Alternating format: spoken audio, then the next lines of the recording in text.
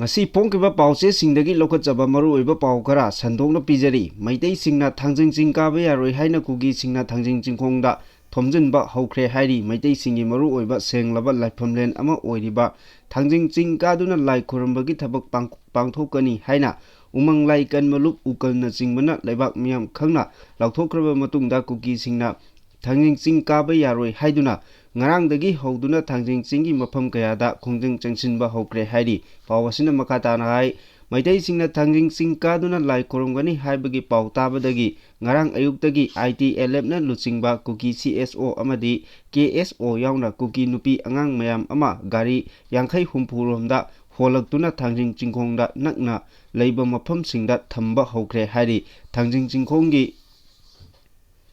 Foljang Churachandpur district amadi Bishnupur district ka lona ba Kuki khulda Kuki mayamna Maitai lakpa yaroi haina khongjang changsinba haukhre Thangjing Ching manaktasu Kuki terrorist mayam ama afaba makalgi khulai paiba yauna chingthakta kakhatuna mafam aduda lumnuna leibagi video footage kaya thadoroktuna hojik viral oiragli hojik phawbagi oinadi Maitai Singna Thangjing Ching kaduna lai khuramba yaroi haiduna Kuki Singna athingba pinaba lokhalakliba thabak asida PR lengaki maikaidagi section thorangi thabak lokhotpa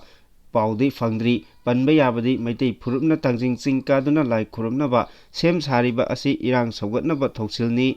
political settlement ama puraktriba phawba Kuki zona konma mafamsingda Maitai amata changba yaroi haina Kuki phurupki maru oina lairiba KCI Churachandpur KCA Churachandpur KKL General Headquarter KSO Churachandpur KWW Churachandpur amadi KWOHR General Headquarter na chingba CSO singi President Singna khuyekpi duna tha ajigi tarada thokiba chirol amasu laikhrabani chirol aduna makhatana hai Maitai phurupna Thangjing Ching kaduna lai khurumnaba sem sariba adu irang sagatnaba honaba thoksilni irangi matamda buffer zone sing khaidoktuna thamliba asi phongna singnabani Kuki jogi political solution ama puraktriba phawba Kuki zone konba mafamsingda Maitai amata changba yaroi karigumba buffer zone thugaiduna Maitai Singna changlakpa tarabadi maduda thorakpa afafada amadi thokaningdaba thodok wathoki tekchak pumba Maitai na pujagadabani haina khangalakpasu laikhre loinana central lengakna furu anigi marakta thoaningdaba thodok thoktanaba section thorangi thabak lokhatpiu haina Kuki CSO singi luchingba singna khuyekpiduna thadораkiba chirol aduna khangalakibasu laikhre hairi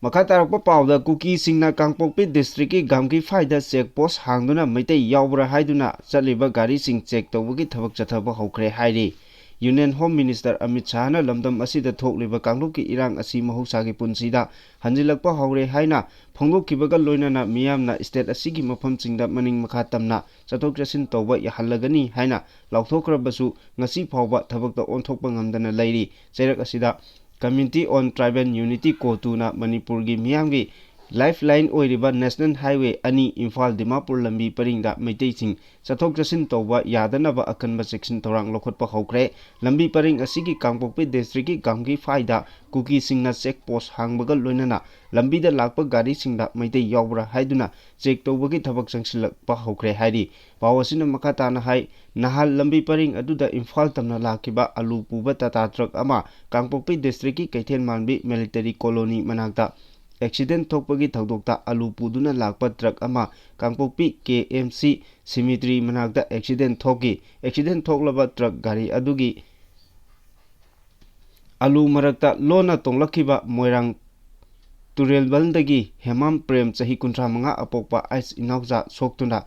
Senapati District Hospital da lahengkiba leirabani thodok asi thokibagi matung Kuki jo singna lambi paring aduda Maitai Singna chathok chasin tawba yadanaba akanba section thorang lokolakpa hokibani hairi panba yabade khudongthiba thodok aduda asok apan nangkraba Hemam Prem Singh BSF ki kambuna thengnabadagi mafam adudagi khunjat singga loinana kallaba matung mahak Senapati District Hospital da layengba matung makhatana layengnaba Jennings Hospital da refer torokibani hairi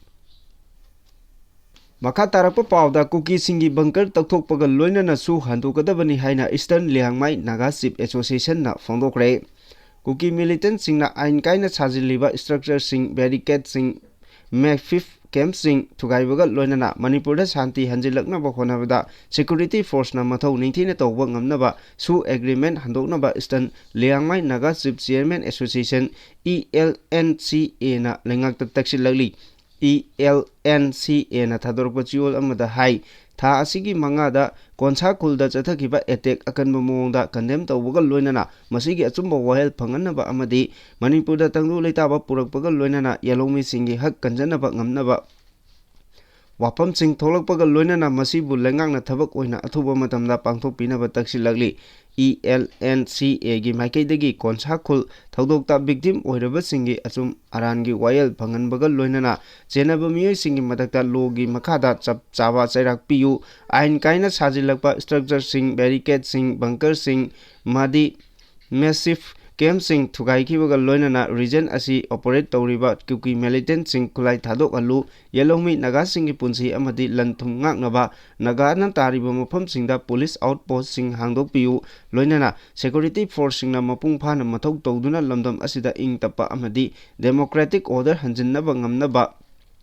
Lengaki suspension of operation su agreement sign tawnakiba adu handoku amadi konsa khulda leiriba issue aji athuba matamda warisin ama puraknaba lengangna thabak lokot piyu haina taksile cherolasina makha taduna hai Bamfai community amadi adai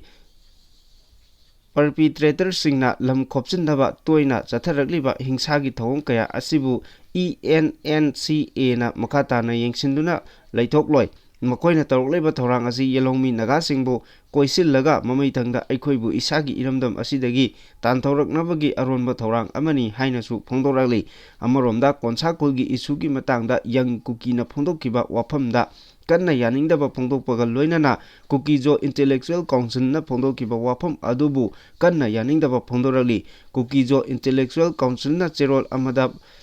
puwaribu lana semjan sajinduna Sadar Hills ta leiriba Kuki village sing kumjali sing chamapan taramathoida the survey tauki haina phongdokiba laibak thibani khangjingadaba asengo wafamdi Sadar Hill haibusi kumjali sing chamapan nifu taret ki me kunithoi phawba leiramde masimangna makhoina claim tawriba wafam adu puwari semjinba amadi aranbani haina taksare haina so phongdokri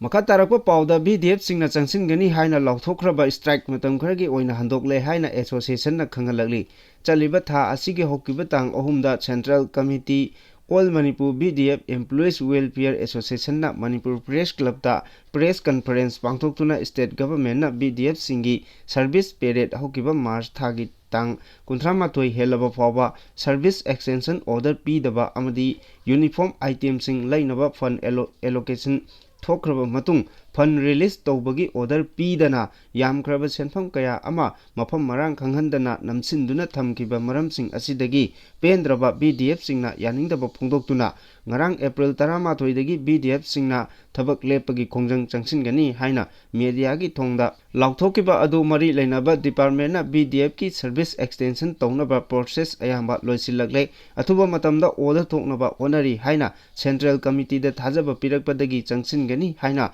lauthokiba strike adu matam kaktana suspend tawre haina All Manipur BDF Welfare Association gi General Secretary Administration MD Idris Sahana kujek piduna press thadorokpa chirol amana khangalali chirol asina hai media gi mateng lauraga miyamda maru oina district khudingmaki BDF singda strike ki khongjang matam kharagi oina handokle haina khanghanjari makha tarakpada state government chu BDF singi thagi matam chana onerium pithokpa ngamnaba fanda hapam thokpa senpham hapiduna extension order athubada thokpirakadabani haibagi state government ta thajaba thamlakpaga loinana mamangda BDF singna state government ta tankiba demand khudingmakpu athubada pithokpinaba lengaki mafamda All Manipur BDF Welfare Association na appeal tawrakle Makha tarakpa update WAF Amendment Act 2015 gi matangda Muslim MLA ahumgi firep miyam khangna lauthokadabani haina MSA na phongdorakle WAF Amendment Act 2015 gi matangda Muslim MLA ahumgi firep miyam khangna lauthokadabani haina Minorities Student Association MSA gi President PS Ajuman Ahmad na phongdorakli MSA Manipur Muslim Student Union Organization AMSO amadi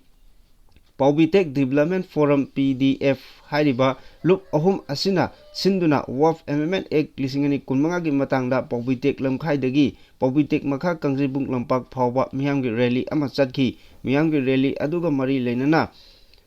Azus Ahmad na makha taraduna hai parliament pass taukraba matung India gi president ayaba pibadagi act on kraba Work Amendment Act lisingani kunmanga asi Muslim singna kaidunungda yaba ngamloi act asi handoktriba phawba Manipurda lairiba Muslim singna siba kidana makha tana khongjang lepa leitana changsin kigani loinana hariba tamthireba act asigi matangda Manipurgi Muslim MLA ahumnasu makhoigi chapchaba phirep ama Lauthoktaba asi yaningde maram asina makhoigi oiba wakhalon phirep ama khangna lauthou Muslim singna khundariba assembly constituency 13 da leiriba maitei MLA singnasu Muslim singi ihul khangna thabak tawbiu haiki Makatarakpa pauda lamnam sida leiriba phurup singi miyoi cha kayana thamaiban chairau singda leiba athauba singi kubamda haikat leikat tamkre Kumja lisingama chamapan maripuni thoigi April 18 da Imphal East ki kondong popi Indian Army ga khut thoknabada leikidaraba RPF PLA gi lanmi mapalgi mapamda ngarang thamaiban chairau singda leiba athauba singi kubamda tongan ba phurup ki miyoi cha kayana haikat leikat tamduna ikai kumnaba utbagi tawram pangthokre ngarang ayuk anganba pung 6 tagi hauna mafam maduda pena yakai rol thang tagi leiteng amadi khausa rol thogol pangthoktuna Athauba singbu ikai kumnaba utlaba matung miyamna athauba singi mitamda leisu kadaki yellow phurup singi yamlaba miyamna natki oiba fijet chetuna athauba singi kubamda Yupan thabana singba magi liningi oiba laison tinsol pangthoktuna laikhidraba athauba singi thawaina ingna signa leirunaba thongniki tongan ba mahei loisang amadi chanaroi kayasu mafam aduda laktuna pauna brajabasi Thangal General Bir Tikendrajit amadi hijam irabot ki mitam sing yauna athauba singi mitamda ikai kumnaba utki tharom adubu sin langleba kondom popi gi lanfamda laikidraba PLA gi lanmi mapangi imung manungna punsinduna semba family committee gi member oiriba laikidraba PLA gi lanmi khundrakpam Rajendro LS Chaubhalgi manaunupi khundrakpam medhana phongdorakibada athauba singna Lamjing lamtak piramba amadi apunba Manipur amagi damak chutkhat piramba mairi aduna ngasigi mirolna kawba leitri utpam thokli haina phongdoki mahna makatana phongdoki bada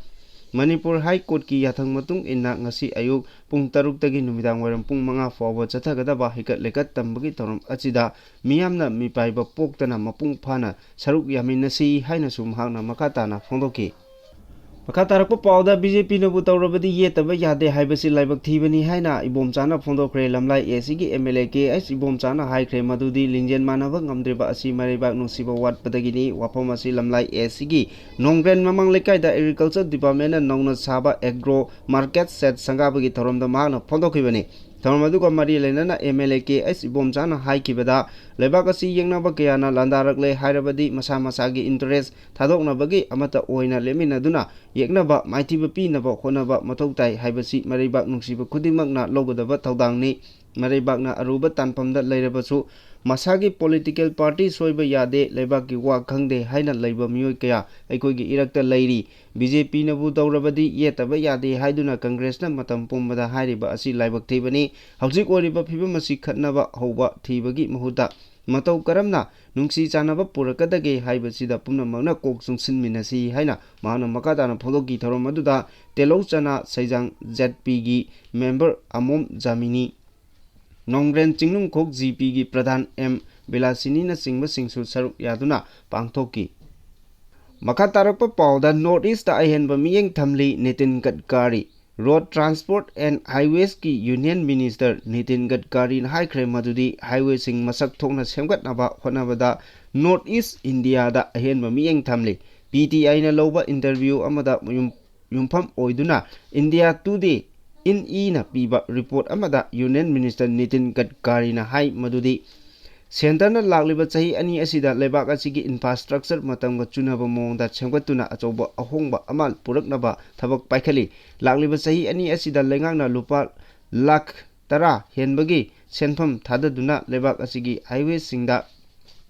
matamga chunaba mongda semgatnaba thorang paikhali thorang asida lebak asigi North East region amadi board ki mafam singda ahen mieng sing thamli thorang asida lebak asigi north east region amadi border gi mafam singda ahen mieng thamli lakliba sahi ani asida north east region da leiriba highway sing US da leiriba lambi singa manana semgatnaba pandam thamli region asida leiriba kudong chadaba terrain sing amadi region asigi border da nakna leiba ama oibana region asigi lambi thong semgatnabagi thabak asi yamna matau taba ama oi hainasu mahakna phongdoki makha tarakpa pauda WAF Amendment Act lisingani kunmanga gi mayokta MPCC na Supreme Court legally thengnaragani haina ibobina phongdokre CLP leader Okram ibobina haikre madudi WAF Amendment Act lisingani kunmanga gi mayokta MPCC na Supreme Court legally thengnaragani ngarang Congress Bhavan da pangthokiba pawgi mifamda wafam asi Okram ibobina phongdokibani WAF Act ki mayokta thengnanaba ex MLA Fazur Rahim Amadi Amin Sahana Lucingduna MPCC team ngasi Delhi chatkani lakliba ningthokaba natraga lebak pokpada case file torgani hari mahana makatan hai ek asi India ki constitution da piriba chatningba lining chachanaba ayaba schedule state pu singnabani BJP na lucingba NDA government na constitution gi preamble attack tawre masigi mayokta Congress na safe democracy haiba wakalonda divide and rule policy gi mayokta lebli Lok Sabha amasung Rajya Sabha da WAF bill asi pass onaba puthorakpada Congress na masigi mayokta lepkibani haiki pawgi mifam aduda MPCC gi president Kaisam Megachandra WAF Amendment Act lisingani kunmanga asi unconstitutional oiba amadi illegally oiba act amani haiki constitution na piriba article 15 amadi 25 amasung 26 khongauna duna fundamental right ki mayokta WAF ki property act asibu paisille amadi akaknaba muslim khaktagi mayokta leire haina phongdoki